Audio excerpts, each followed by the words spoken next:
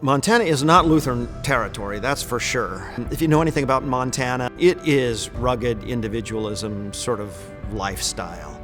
And if there were a dominant religion, it would be that. And which means we don't need Jesus. That's a huge obstacle for my pastors and my teachers to overcome, to say, here's the truth. You need Jesus to manage life, and to manage life, eternal life. So Billings itself is the largest city in Montana.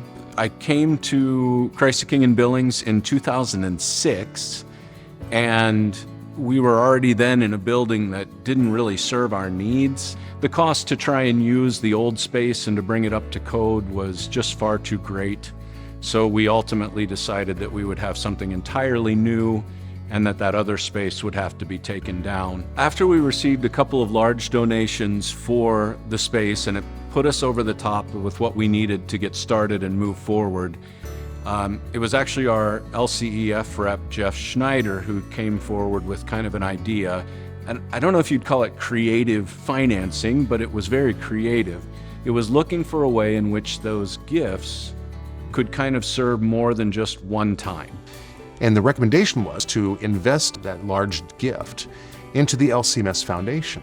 And through the investment returns of that endowment, they could actually afford to make loan payments through LCF if they were to build this congregation. In about 16, 17 years, when this loan would be paid off, that endowment fund would be worth almost $4 million. And the ministry that it could support, not just at Christ the King, but throughout Billings, throughout the entire Montana district, that $4 million endowment fund would be a very big blessing to a lot of ministries. So early on in the process, the district office had been seeking a congregation to partner with. We discussed with the district if they would be interested in joining in with us. The Montana district had been in our old office space for it'd be about 50 years, I guess. It was downtown. It was in not a very good neighborhood. We actually worked with the architect while he was working for Christ the King, and kind of worked the plan out. And it was great, worked very well for us. The importance of having a Lutheran architect that has the same kind of worship style and practice as we have and understands Lutheran theology was incredibly important to us. So everything about the design of this church, from the location of the baptismal font to the doors into the nave being fogged glass, to the location of the pulpit and Christ being centered in the space.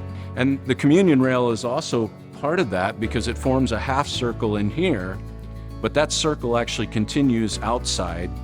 And as you exit the front doors, you enter into what is our cemetery. We are still working to bring that to completion, but in the next year it will be finished. So the circle that begins in here with the church militant, those still at war in the world, is completed outside in the cemetery with the church triumphant, supporting life from the womb to the tomb. So taking a loan through LCEF benefited our congregation, benefits our district, and helps us with being able to have this money set aside for the future.